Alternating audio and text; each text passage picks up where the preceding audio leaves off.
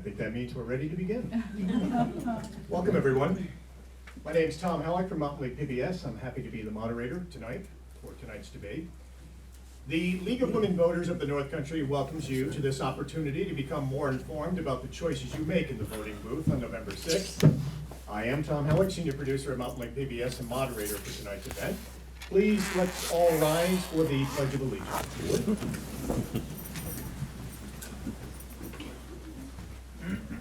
I pledge allegiance to the flag of the United States of America and to the republic for which it stands, one nation, under God, indivisible, with liberty and justice for all. We would like to thank the town of Plattsburgh for providing the venue to hold this debate tonight. Before the format is presented, I would like to give you a brief description of the League. The League of Women Voters is a unique, multi-issue, nonpartisan political organization which does not support or oppose candidates for public office. It encourages informed and active participation in government and influences public policy through advocacy and education. Please turn off all cell phones, if you would, remind you of that. There is no videotaping of the candidate debate or parts thereof. It is permitted only through the authorization by the League of Women Voters of the North Country. Candidates' literature will be allowed to be distributed on tables placed near the entrance. You may see that outside, but not inside the debate location. As you came in, you were given an index card on which you could write your question to the candidates. You are welcome to ask more than one question. Please, only one question though per card. League members are going to collect your cards and then sort the questions for duplication and propriety. Each candidate has been given a red card that may be used if he or she wishes to rebut a response. When making a rebuttal, the candidate will hold up the red card to be recognized by me, the moderator. The candidate may use his rebuttal card a total of 3 times during the debate. Each candidate will have 30 seconds for a rebuttal. The views expressed during the debate are those of the candidates, not of the League of Women Voters, and the sponsorship of the debate is not an endorsement of any candidate. Please hold your applause until the conclusion of the debate. We invite the audience to visit with the candidates after tonight's debate concludes. Tonight, we have the candidates running for Clinton County Sheriff. The order of the candidates and opening statements was determined by lottery. Joining us tonight are candidates Matt Bell and Dave Favro. And you may applaud for them now.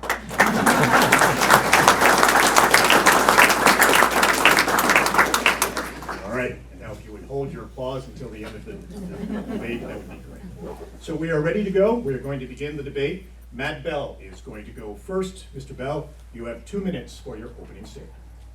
Good evening. I'd like to thank the League of Women Voters for inviting me to have this opportunity to be here tonight. I'd also like to thank my friends and family and fellow law enforcement officers for the support they've given me so far in my candidacy.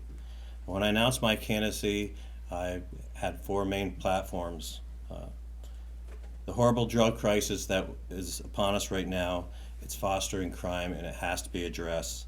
As sheriff, I will create a new narcotics division to investigate local impact cases. I'll use existing staff from the patrol division and make a narcotics unit with those individuals. The jail division.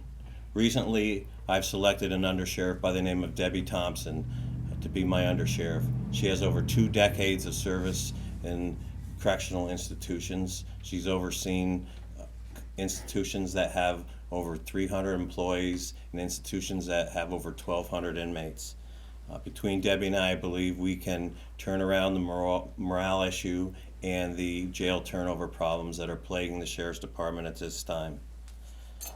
Thirdly, school safety. I'll create a county-wide safety program initiative that's implemented by the National School Safety Council. All school resource officers will be trained in school safety leadership programs, and I'll ensure each school have a safety and security package that is updated. And lastly, fiscal responsibility. I will implement new policies and procedures to control the budgetary expenditures and stop excessive use of overtime. You got 15 seconds. I'm all set. All right, thank you, Mr. Bell. Mr. Favro, 2 minutes. Welcome, everybody. Thank you to the League of Women Voters for providing this opportunity for concerned members of our community to hear from both of the candidates. Wise and informed decision-making for electing all elected officials is very, very critical. And I want to thank our entire community, everybody here in this room, and also thank all of the voters and residents of Clinton County for the support that our agency has received with me as sheriff for the past 16 years of Clinton County. 4 consecutive terms, the second longest serving sheriff in 225-plus year county history. We have demonstrated fiscal responsibility. We have demonstrated public safety with an enhanced programs. We have school resource officers in our schools. We've enhanced our DARE program, taking proactive measures. We do not use phrases that after this event happened, this is what we've done. We're always looking at cutting edge proactive programs to make our community safer. We've received millions of dollars in grants, and we've returned millions of dollars in surplus revenue back to the county consistently. Thank you. Mr. Favro, thank you. Each candidate will have 90 seconds to respond to each question from the audience. We are going to begin. The first question is for Mr. Favro. We're going to be taking the questions in the order that we received them. We understand that there are women arrested for immigration violations incarcerated at the Clinton County Jail under a contract with the federal government to hold their prisoners. Does the sheriff's office have any flexibility when dealing with immigrants?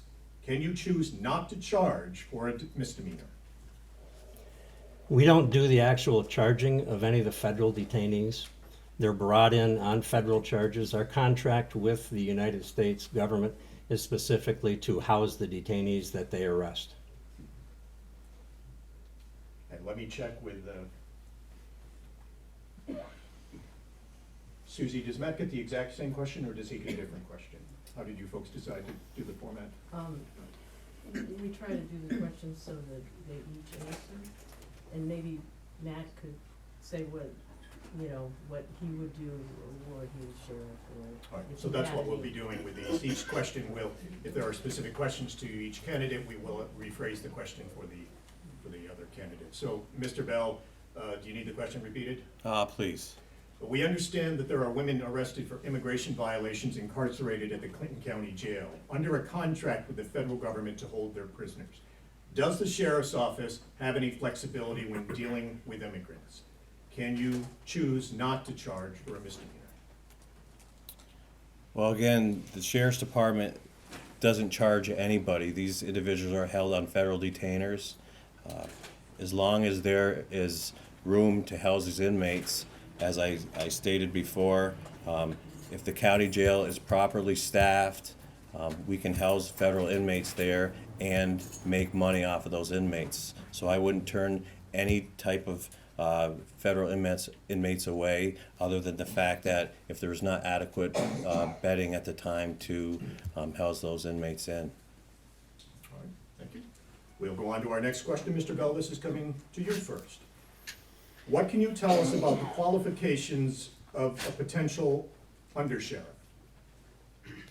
Well, as I outlined, Debbie Thompson is a native of Plattsburgh.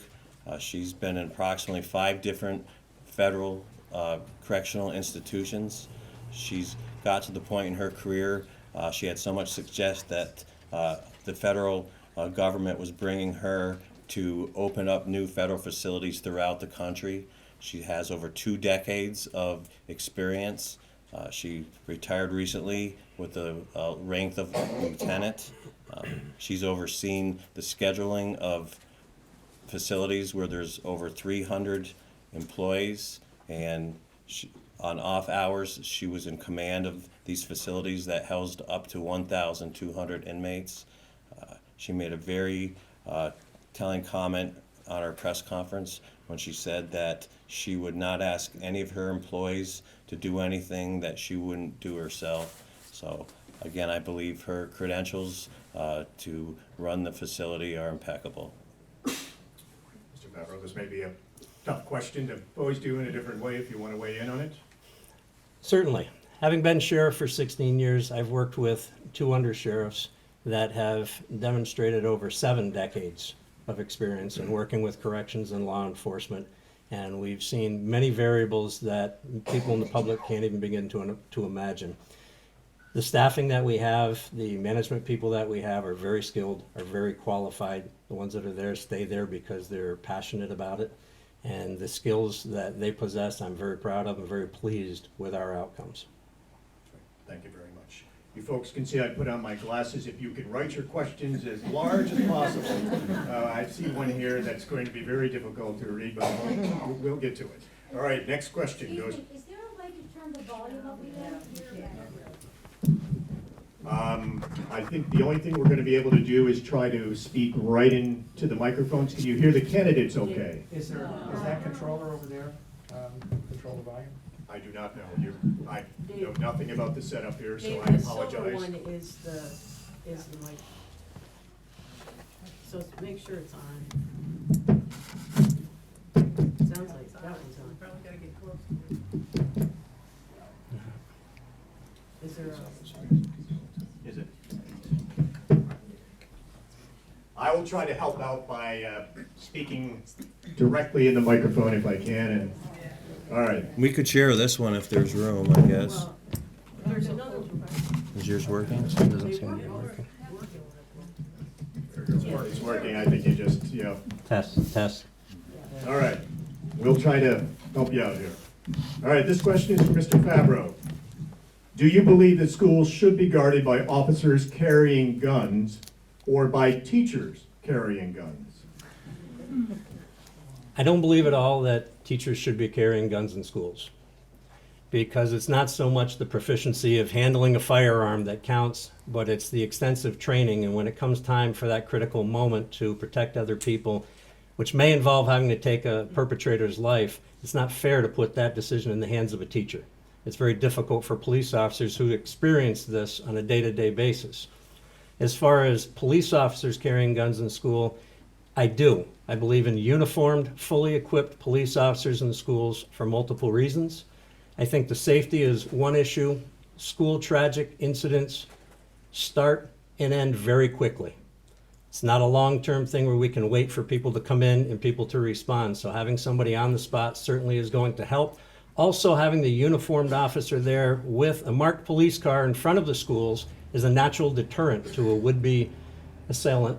And it also is an icebreaker for the kids to be able to meet that officer and deal with that uniform on a daily basis. So when they do encounter law enforcement in their community, it's not such a shocking event. Thank you, Mr. Favro. Mr. Bell, would you like me to repeat the question? No, sir. I agree. As far as teachers go, the only way I would advocate a teacher being armed in a school is if that teacher was prior law enforcement that had training in Essex, probably of 20 years. Most of us can retire after 20 years. So that would be the only time I would advocate for a teacher to be armed in school. Officers absolutely need to be armed in school. If you look at school shootings, they're usually over within a matter of 4 minutes. And even in the city of Plattsburgh, where I'm employed, that's a heavy burden.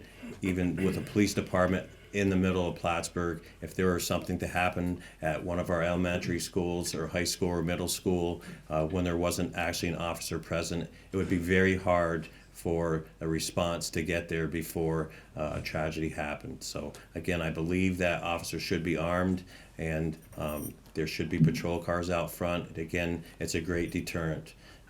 People always say one place they would never rob is a Dunkin' Donuts because there's always police officers there. So I agree, would be a great deterrent for us. All right. Thank you, Mr. Bell. The next question is coming to Mr. Bell first. Are there other police consolidations possible similar to the agreement with Rouse's Point? And is this saving taxpayers money? At this juncture, I don't see that would be possible with any police departments.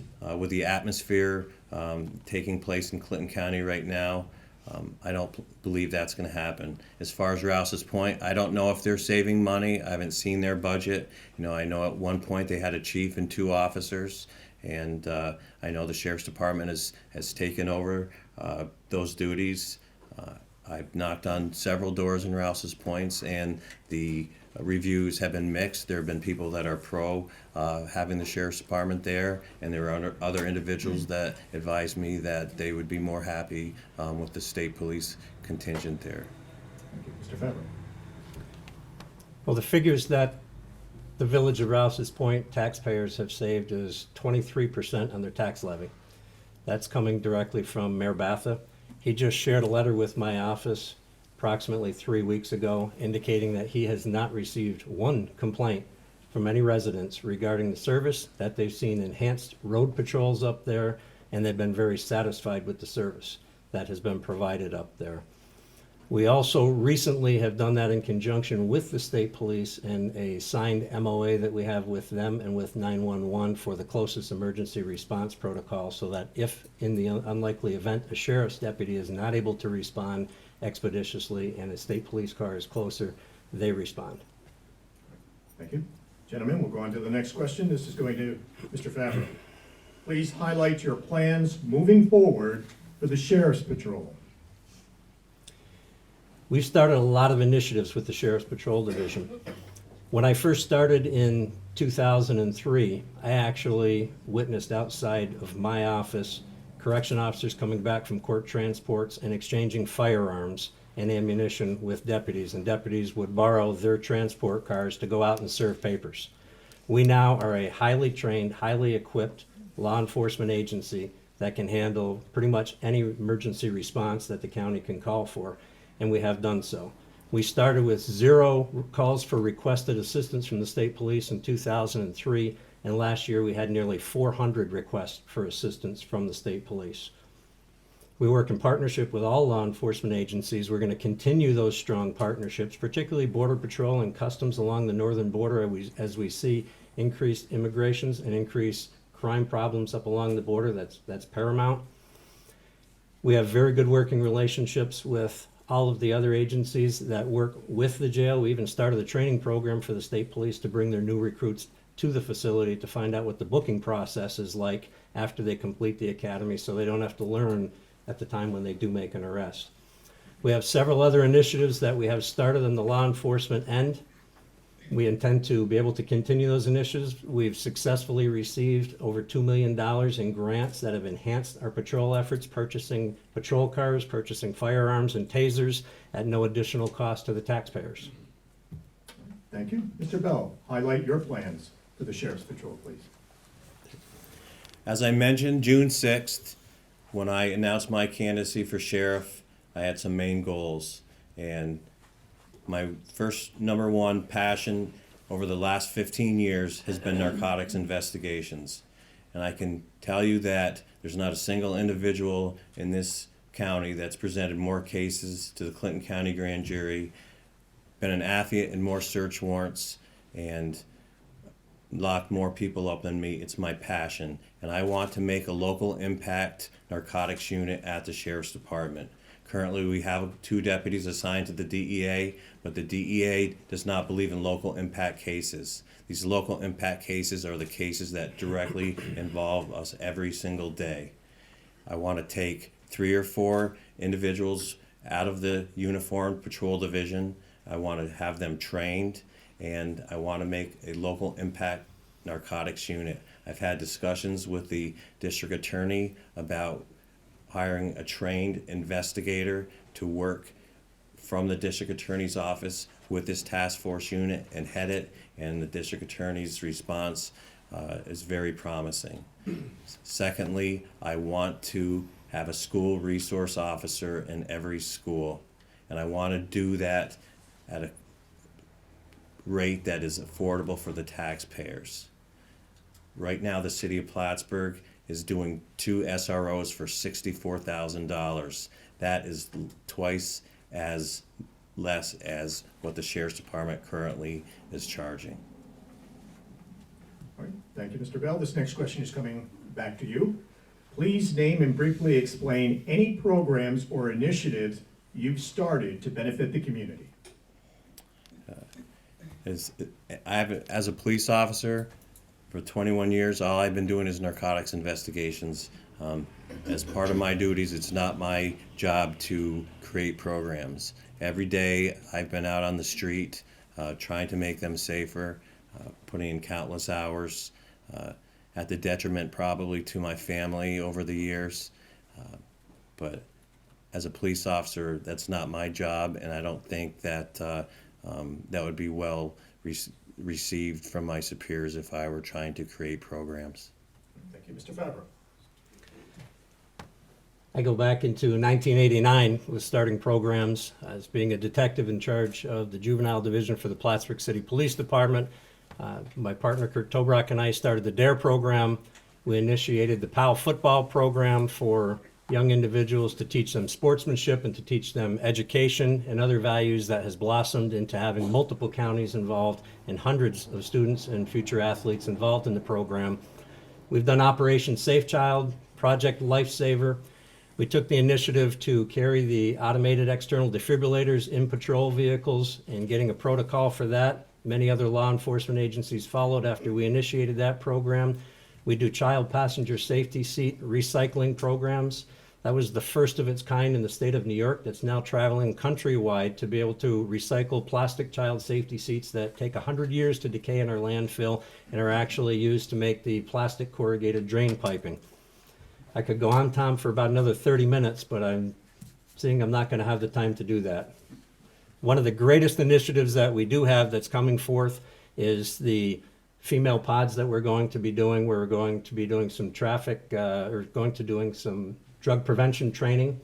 We're doing counseling. We're doing some religious education, multiple other programs within that housing unit on a grant from the New York State Department of Education and also on the grant that came from the Senate office for dealing with the opioid problem.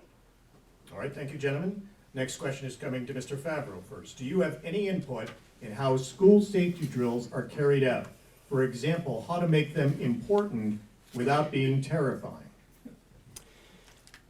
This past year alone, I have been in every single school district in Clinton County. I've met with most all principals. I've met with most all superintendents, a couple different occasions. We've had discussions about school safety drills. We've had discussions about active shooter. We've provided active shooter training to a couple of the area schools. I frequent the schools by going to most of the DARE graduations. I also frequent the schools through my position as chairman of the board of Clinton Community College trustees to try and work with schools to develop advanced education. Schools have state curriculums that they follow, and they set out state plans for emergency protocols. We sit down and we discuss those plans and make sure that those are updated and they are sent out on a regular basis. They're even available to law enforcement agencies in computer format, of which we have, and I believe the state police also have, to be able to show mapping of the schools and how their drills and who their critical contacts are for these drills. All right, Mr. Bell, how would you like to see school safety drills carried out?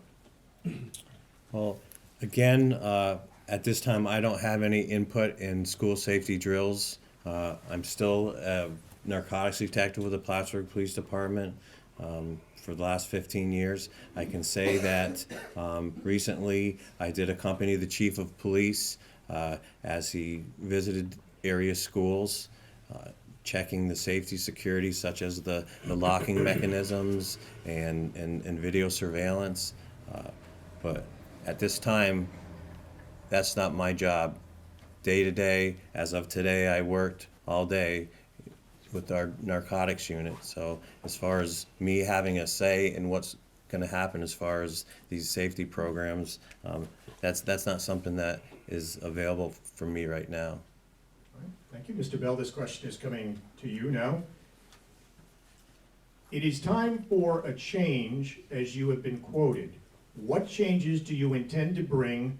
I think we've already covered the patrol division, but what changes do you intend to bring to the patrol and corrections divisions? But if we've addressed patrol already, what changes would you bring to the corrections division? Please be specific.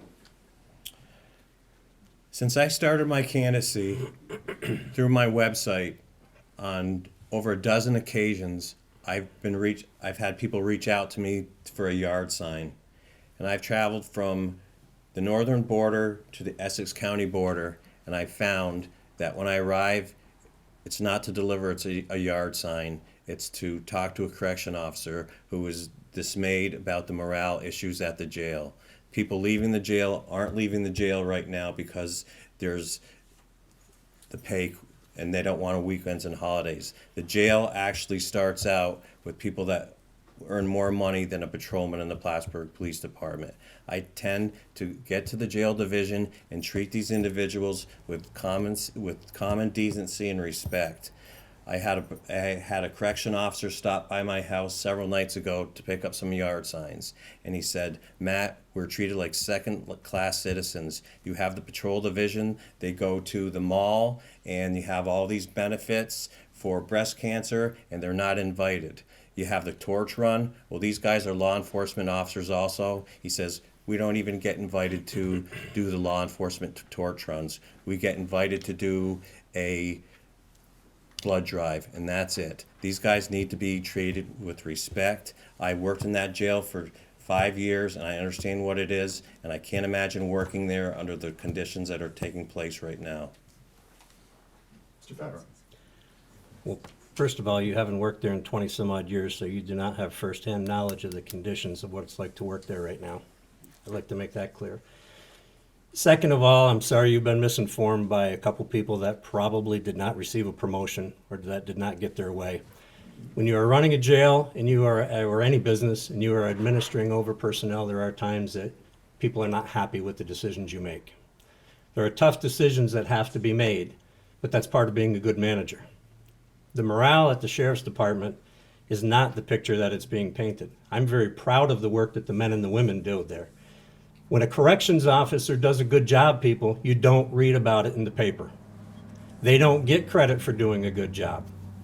Police officers, they make an arrest, they make an apprehension, that person goes to jail, they're on the front page of the paper because they did a wonderful job and apprehended that person. Corrections are responsible for creating a safe, secure, and humane environment. My job as an administrator and as sheriff is to make sure that those three components are being followed. We get repeatedly audited by State Commission on Corrections and by Federal Customs Enforcement, where they come in and they do 4 and 5 day audits to look at the conditions that we're working under, to look at the treatment of the inmates and how things are being handled. And we have not had any write-ups or any concerns of those things that have been brought to our attention.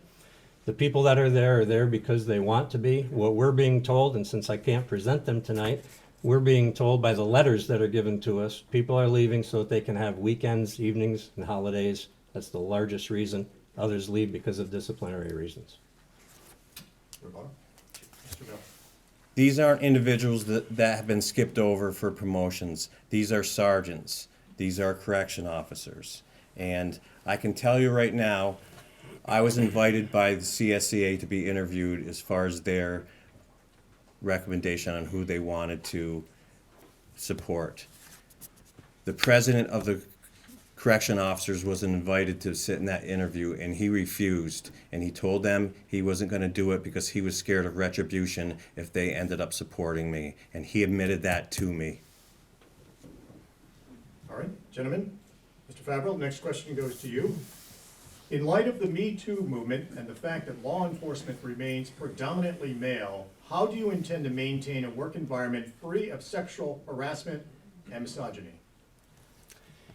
We have 3 female deputies, sheriffs. We have 18 female correction officers. That's the most female employment that the sheriff's office has ever had. We also do routine training, annual training that is guidelined by the county on sexual harassment.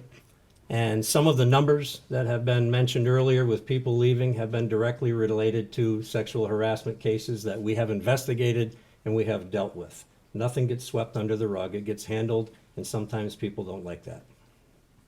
Mr. Bell? Well, I have brought Debbie Thompson on for her qualifications, but she also is a female, and she could deal with those issues.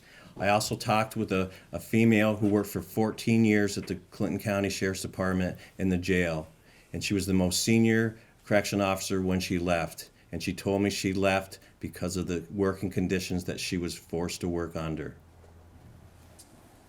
All right, next question. This is coming to you, Mr. Bell. What would you change regarding the current programs, policies in the Sheriff's Department regarding the opioid crisis, and what currently is not working? Okay.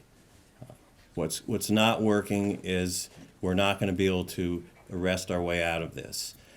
I also, in my day-to-day activities as a detective, see these addicts on the street. And I'm not sure if it's feasible or not, but I had one person that came up to me and said, if you walk into that jail and you have HIV, they're not going to cut your HIV medication off. But if you walk into that jail and you're on a prescription such as Suboxone, it's removed for them. I don't know if it's cost worthy that we can do that, but these addicts going into the jail just can't be set in a cell and set to suffer. And Mr. Favro, if you could address the policies in the Sheriff's Department regarding the opioid crisis. Well, I agree with him that we cannot arrest our way out of this situation. Arresting and incarcerating does not work. Therefore, I'm a little intrigued as to how expanding our task force to arrest more people is going to help us. But I guess more specifically how we handle the people that are in the jail, we have a couple different programs that are available. We have counselors now that come into the jail. They do evaluations, they do assessments. We also recently purchased a computer program that is involved at the booking process where we will be questioning people specifically on a whole group of different types of questions about their drug habits, their bringing up, their types of crimes that will assist us in classifying what type of treatment they need. We also have several other programs that we supply in the jail, including things, some may need Bible study, some may need different counselings. The two programs I talked of earlier, receiving a grant from the State Ed Department and from Senate on the opioid panel, those two programs are going to give us a post-release case manager, which is most critical that we follow the inmates after they leave. Whether or not an inmate gets the Suboxone that they request to have while they're in jail is not the sheriff's call directly. That is a medical call, and that is one that has to be done by the doctor and through the nursing staff, through the trained professionals. All right, thank you, gentlemen. A related question, Mr. Favro, this is coming to you first. What do you feel can be done in the schools to prevent drug use among children? Well, we've kind of gone backwards in society. If you take a look at it, for example, I'll use the city of Plattsburgh. When I was there and I was the detective in charge of the juvenile division, we had a lot of prevention programs. We marched with kids in parades. We did field days. We had a customized van that many of you probably remember that we used to drive around to events with banners on it. We also had a robot that was donated by the Plattsburgh State Student Association, a $5,000 robot back in 1991. Donated by the Student Association that we could use to be able to educate and work with children. We got away from that. The van was painted white and was given to Public Works. It was not utilized in youth programs afterwards. I'm not exactly sure where the robot is right now, but to continue youth programs and advance youth programs is paramount. If we don't invest money at the beginning of our problem and we wait until the end and just work on treatments, how we're going to get people to recover, we're failing. We're setting ourselves up for additional failure. We need to start at the beginning with more proactive programs with the young people and with more education at the early level. Thank you, Mr. Bell. I 100% agree with the sheriff. And that's my whole issue about having a school resource officer in every school that we can. There are 23 schools outside of the city of Plattsburgh. So a few high schools, a few middle schools shouldn't just have these school resource officers. We need to have officers in place that get these kids' attention and gain their respect. And we have to work as a community. And this is not only through law enforcement with the SROs, we have to do it with family, we have to do it with counseling, but it has to start at a young age. And it has to be a community effort. It just can't be a one-pronged approach. And I know where your dare car is. It is parked in the pit at the Air Force Base. It's effective there. I'm sure it doesn't work anymore. We could fix it if the city wants to donate it back to us. Well, I guess we could ask the chief of police. Maybe he will.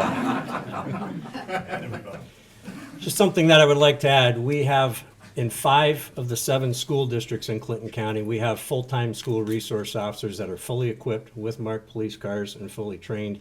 We also have expanded the County Sheriff's Department DARE program to include 4 full-time DARE officers that are teaching DARE to every 5th grader and some 6th graders in every school, including the city of Plattsburgh and Clinton County. Gentlemen, next question. We begin with Mr. Bell. For both of you, how will you address mental health and domestic violence? Mr. Bell. You know, domestic violence is something I've only seen through my drug investigations, but again, there has to be some type of education.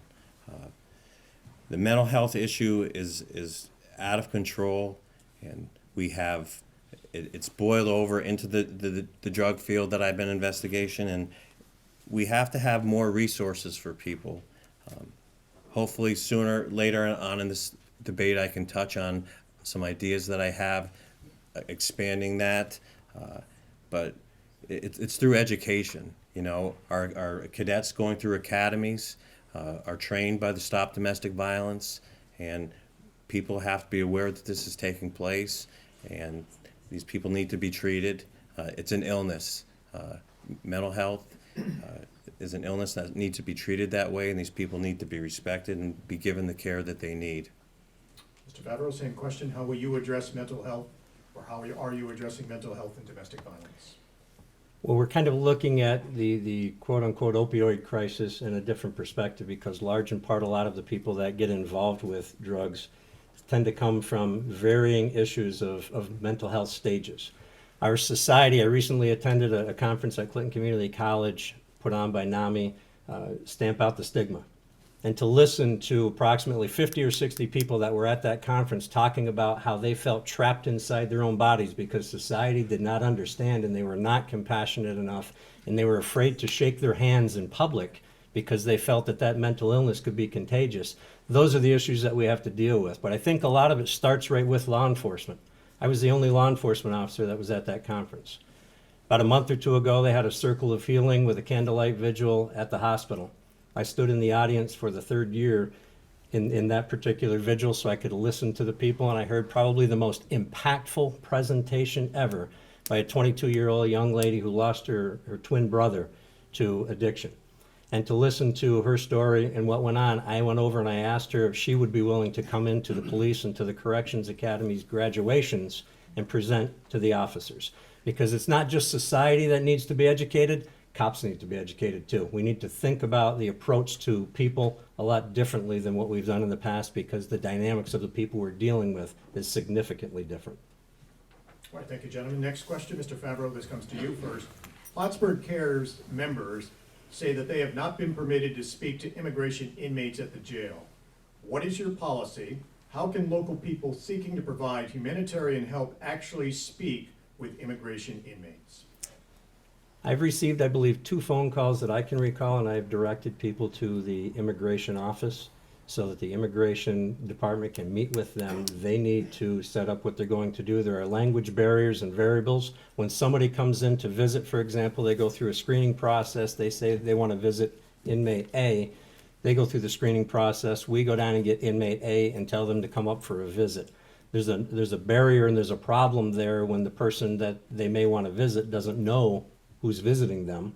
So it makes things very difficult. So we direct them directly to immigration so that they can sit down and deal with the people and set up whatever is needed. We have offered our facility. If people need to be able to use the visiting room during off hours for the purposes of these discussions or interviews or anything, we have offered that opportunity. And Mr. Bell, would you like to weigh in? Again, I started my career off at the Sheriff's Department as a correction officer, and I'm not totally aware of my interaction with federal inmates. Is I've arrested these federal inmates. We put them there in U.S. Marshal detainers. I believe that most likely the interactions with these groups will have to be controlled through the federal government, because they are there on detainers through the federal government. So again, I haven't been in that jail since I left the Sheriff's Department in 1997, so I'm not aware of exactly every policy that pertains to those individuals. All right, gentlemen, next question. Mr. Bell, this will come to you first. How important to the effective operation of the department is maintaining morale and continuity of staff. And how do you do that? Well, it is important. I can tell you, when I started at the Sheriff's Department, we had an unbelievable group of guys. I worked the C-Tour. Actually, there's an individual in here who was one of the sergeants when I worked. And we had an unbelievable group of guys. We got along, we hung out together out of the jail. And I can't imagine working in that facility, especially now with the amount of inmates that are in that facility, without having good morale. And again, I've talked to dozens of individuals that are unhappy with the way things are going. That morale has to be improved, and when that morale is improved, there will be less turnover, and the jail will be much more effective. And if there's less turnover, the jail will be properly staffed, and again, at one point I said the jail could be a moneymaker, and if it's staffed properly, it can make money. And making money is what saves taxpayers money in their pockets. And Sheriff? Well, thank you for acknowledging that, because you're absolutely correct, because the $2 million that we turned back to Clinton County in just the last 4 years alone to the general fund has been significant offset to our budget. And that's credited to good administration from people like our wardens, our lieutenants, our sergeants, and our correction officers that do a very good job inside the jail. We've had some critical incidents in the jail, and they've handled them very well without wavering. And when you look at the response of those incidents, you would see nothing of a morale issue. When you're standing around and you've got nothing else to do, you may start to generate some morale issues. I'm in the jail almost every single day. I go in for about an hour each day. I walk into the kitchen, grab a cup of coffee. I talk with the inmates. I talk with the officers that are on leaving the midnight shift and that are coming in on the day shift. I also would like to point out that it is significantly different, Matt, than when you worked there, because when you worked there was probably 30 to 34 correction officers at the facility, and now the number is 96, and we average about 90 officers that work at the facility. So the staff has tripled. We're also dealing with about 250 to up to 270 inmates on a daily count. And to run efficiently, you at least have to have the bed space. There are days this year that we did not have any vacancies. The sign was up on the inn, and we could not take any additional people, which makes it challenging, because that means you have to ask federal agencies to remove some federal inmates to bring in influxes of local inmates. Thank you. Mr. Bell? Well, I'm glad you're saying that right now, Dave, but on June 6th, when I announced my candidacy, I said the jail could be a moneymaker. And your response to that was, it is wrong to categorize the jail as a moneymaker. This is a quote. Any society that wants to view their jail as a moneymaker is not setting the right priorities. So in one chance you're saying, yes, we're making money and this is great. And then when I made a comment about being a moneymaker, you basically said the opposite. That's a quote from the paper. That's correct. And the quote, if you would continue to read, the quote actually states that a jail should not be operated and viewed as a moneymaker. If it generates revenue, as I stated just a few moments ago, to offset those necessary costs to the taxpayers, that's an ancillary benefit. But to look at housing people that have committed offenses in society and have mental illness as an opportunity to make money is not the way to view it. If you are able to do that through good management and efficient operations, that's a good job. All right, gentlemen, next question. Mr. Favro, this comes to you first. Do you feel you have a role to play in the prevention of child abuse? And if yes, what is that role?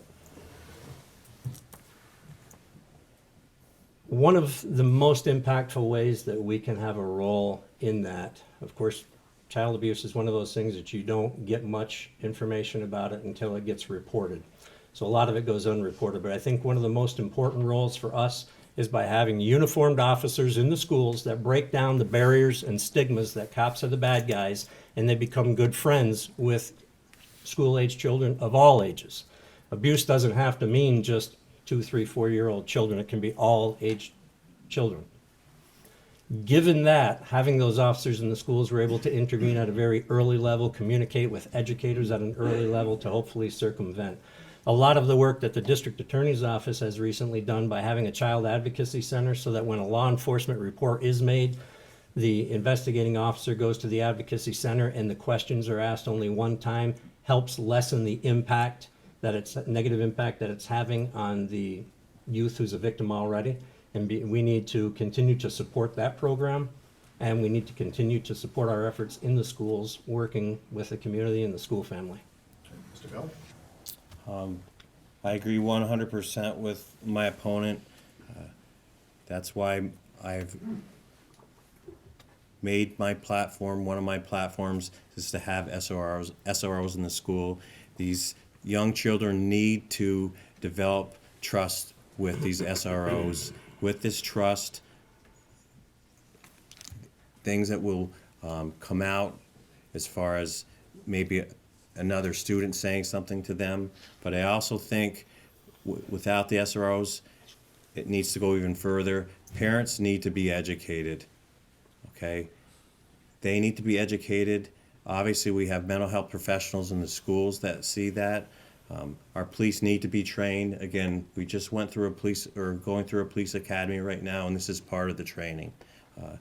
As a sheriff with your men on the road, they need to be able to see these signs, and the SROs in the schools need to be able to aware of these signs. But the most important thing is for children in the schools to develop relationships with the officers there where they feel they can trust them and they can come out publicly and not worry about any repercussions of talking about themselves or a fellow classmate. All right, and a follow-up question to both of you. First with Mr. Bell. Should the sheriff's office have a confidential hotline for children to call? If yes, how would you make this number well-known for children to use? Well, listen, that seems like a no, it's a win-win situation. And obviously that number would have to be distributed to where the kids are, and that's going to be through their schools. You could do a countywide mailing to give so every single household gets that number, and have parents make sure that number's available not only to their children but to their neighbors' children. And Mr. Favro? I'm not really in favor of setting up a child abuse hotline at the Sheriff's Department because Clinton County has a child abuse hotline. And my concern would be if each individual agency had a hotline number set up for their own agency, there would not be the open sharing, there would not be the common knowledge that would come from throughout the county. I think that's a sensitive issue that really needs to be appropriately handled through one agency, and then if follow-up care is needed for a police department or other agency, that hotline number through the county can actually make the appropriate call. All right. Mr. Favro, you get the next question. What is the frequency and kind of training law enforcement receives to deal with individuals who are suffering from mental health issues? As sheriff, what role do you play in the training? As I stated a few moments ago, we need to change our way of training, and that includes the Sheriff's Department, that includes every law enforcement agency in Clinton County and probably in the state of New York. We need to take a look at things a little bit differently in the type of training we're getting. Most of the training that police officers go to, it's with another police officer standing up in front, or it's a suit and tie individual standing up in front telling you the textbook piece that you want to hear. We're not hearing enough from the people suffering the mental illness so we can thoroughly understand how to approach these people. We need to look at things a little bit differently, and if we can tackle those issues, then we certainly can make some progress on it. What I have been doing as sheriff for the last couple of years is attending more and more of these group seminars so I can have a better understanding to at least guide my department into the proper direction to make sure they're getting training that will truly benefit them on the streets. And I listen to the officers' feedback as to what they're seeing and what they need to be able to change and enhance the training. Mr. Bell? I agree, training is the most important thing, and we do not get it.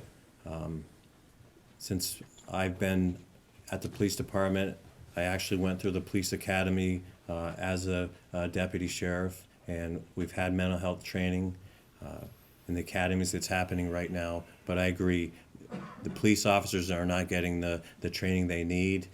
Mental health professionals need to come in and sit down with officers and make officers recognize mental health issues. Many times we have officers that aren't aware that these people are mentally ill, and they look at them and they treat them like maybe they've been doing drugs or they're intoxicated, And I firmly agree that education is the way it's got to be, and we need to set up some type of, at least for Clinton County, some type of countywide initiative to make everybody aware of the issues that mental health brings to us. That it's not only city police or deputies and state police.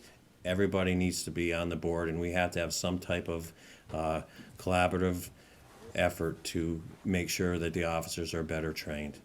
All right, thank you, Mr. Bell. This next question comes to you. What is the talk about deputies working in the jail? Well, the sheriff's predecessor, Jack Lawless, separated the jail, and they separated the jail and the deputies for one reason. I worked as a deputy, and one day you would show up and the sergeant might throw you the keys and say you're out on the road. The next day he might say, Mr. Bell, you're down in the dorms. And that could cause some animosity with the correction officers because we're doing the same job and the deputies were making more money. I would definitely not advocate for putting deputies back in the jail. It's a mistake.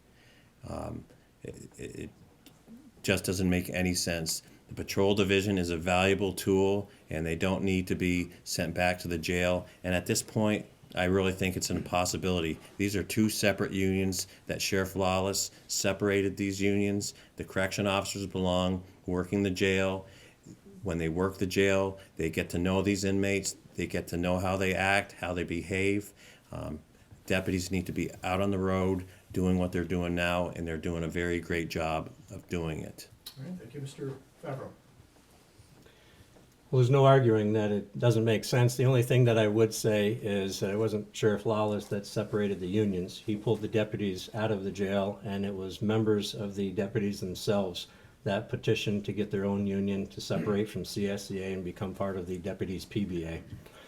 But the work that they do is totally different, but I think it's very important to know that they also support the work and the efforts that the correction officers do. If they need anything, they are there for them.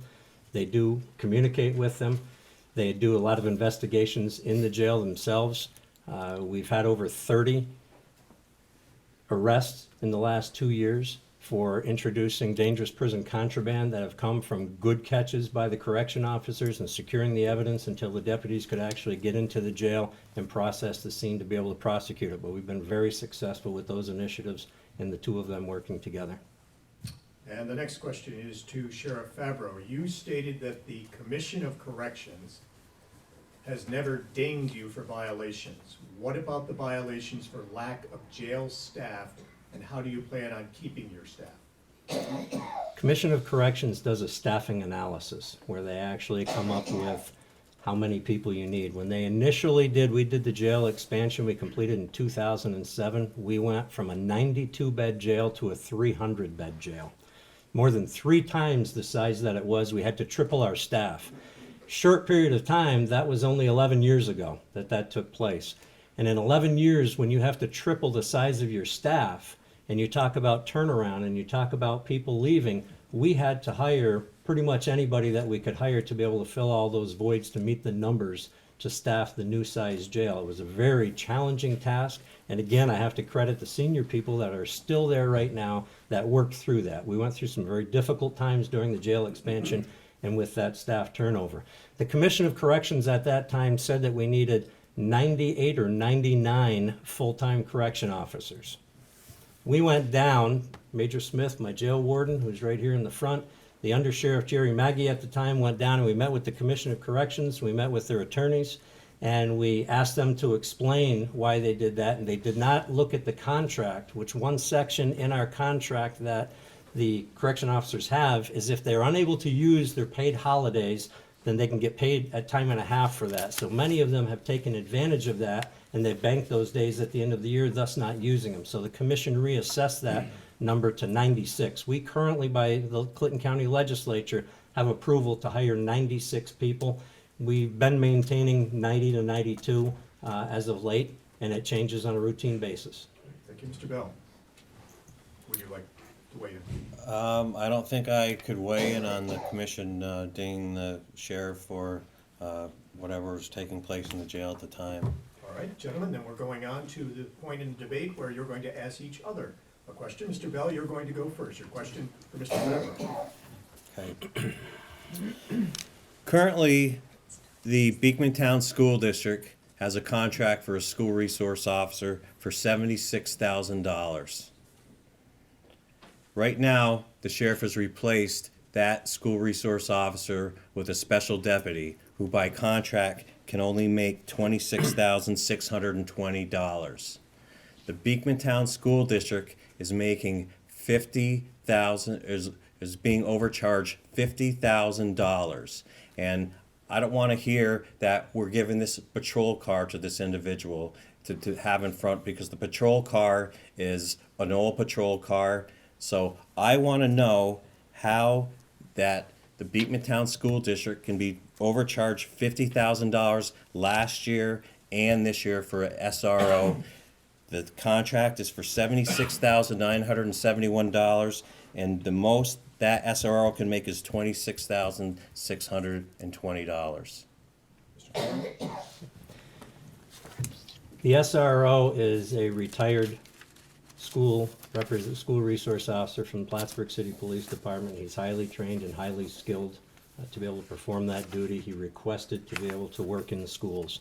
Our contract with our local union members is if we have a union member who wishes to work in a school, you can't force someone to be a DARE officer or to be a school resource officer and expect them to do the appropriate job. So the people that we put in the schools have to want to have the desire to do the job. We have contracts with 5 districts throughout Clinton County, including BOCES. We have 4 full-time deputy sheriffs in 4 of the schools. We did not have a 5th full-time deputy sheriff that expressed a desire to want to work into the schools, but we did have a retiree under the 209V program that is working in Beekmantown. It would have been unfair, and I sat down with Dan Mannix, who was the superintendent, and explained the situation to him. I said, it's unfair for me to charge you hour for hour of what an officer is getting paid when the other schools don't have that opportunity. Additionally, if that SRO officer at Beekmantown is not available for sickness or illness, I have to backfill him with somebody off the road, which now becomes a cost with retirement and medical benefits to the taxpayers, in addition to maintenance of equipment, their full equipment, and the maintenance of the free vehicle that he indicated. All right, and Mr. Favro, your question for Mr. Bell.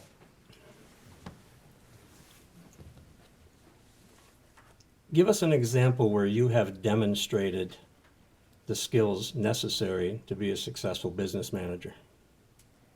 Well, my time as a narcotics investigator brought me to the point where I was well enough respected where the DEA promoted me to group supervisor. I supervised not only deputies from the Clinton County Sheriff's Department, I supervised U.S. Border Patrol agents, members of the New York State Police, members of the Essex County Sheriff's Department, members of the Homeland Security. I have had an extremely great career, and one of your own deputies wrote, I've had an extraordinary career. I'm a very intelligent person, and I understand that there will be learning curves. But I also recently have sat with the chief of police. I've taken my own time off while he was doing the budget for the city of Plattsburgh to familiarize myself with budgets. I've also met with county legislator, and I've gone over the last 3 budgets, and they're all pretty much the same. So I think my work ethic and the respect that I have through law enforcement agencies throughout the county pretty much speaks for itself. Gentlemen, thank you very much. It's now time for closing statements. Each candidate will have 2 minutes for their closing statements. Mr. Favro, you go first. Again, I'd like to thank everybody for taking an evening and coming up to educate yourself on this particular race. I think it's quite clear that over the last 16 years as your sheriff in Clinton County, I have worked very hard. I have fulfilled the promises that I made back in 2002 when I was campaigning to bring new money to this area, to bring grants and resources to this area, to expand our much-needed law enforcement division in the rural parts of Clinton County. It's a lot more to Clinton County than just the city of Plattsburgh. I learned that really fast when I inherited the sheriff's office in 2003. I also have worked diligently with various members in our jail facility to be able to operate it efficiently and effectively, trying to maintain the balance of the safe, secure, and humane environment that it requires. We've also looked at the needs that the county has, the things that are going to pop up on the radar in the future. Nobody expected a Dannemora prison break a couple of years ago. Everybody would say that wasn't going to happen. So we've established an SRT team that has done high-level training, even working on the Lake Champlain ferry transportation, working with Border Patrol agencies, other states and representatives in case we had a major school incident or a government incident. We also signed an MOA with our adjoining counties, Franklin and Essex County, to be able to have a tri-county emergency response team, and they have members that are on our team training with us. We've expanded all of our opportunities with grant money that has come to this area. The only grant money that we've received, we've been careful, is not partial grant money where it's a matching funds or where we have to pay the benefits on it. We get full benefit reimbursements with all the grants, and we get full equipment purchases. Since I have been in sheriff, we have not purchased one patrol vehicle or one corrections vehicle off our annual county taxpayer budget. We've done it through grants, special programs, and other funding sources. I would appreciate your vote and your confidence to continue for my 5th term as your Clinton County Sheriff, continuing to do the work I've done for the first 16 years. Thank you, Mr. Favro. Mr. Bell. 2 minutes. Again, I'd like to thank the League of Women Voters for affording me the opportunity. My opening, I discussed fiscal responsibility. We cannot allow individuals to almost double their salaries through the use of overtime. In one instance, I found a deputy that in 1 year worked 1,005 hours of overtime. There's only 2,080 work hours in a year, so figure that out. In a 5-year period, he worked 4,381 hours of overtime. So in 5 years, that's actually 7 extra years of work. And if you want to look at it money-wise, that's 8 years because it's time and a half. There was another deputy that worked almost $68,000 in a 6-year period of federally granted overtime. That deputy made 0 arrests. These numbers aren't rarities. These are commonplace. And these numbers aren't numbers that I'm making up. These numbers are numbers that were provided to me by Clinton County through the Freedom of Information Act. Recently, I've received the endorsements of the Plattsburgh Police Department PBA, the New York State PBA, CSEA, and Council 82. I've received these endorsements for one reason and one reason only, because these agencies have all seen my future of what I believe the Clinton County Sheriff's Department should be. November 6th, the citizens of Clinton County can vote for a change that is long overdue. Thank you very much.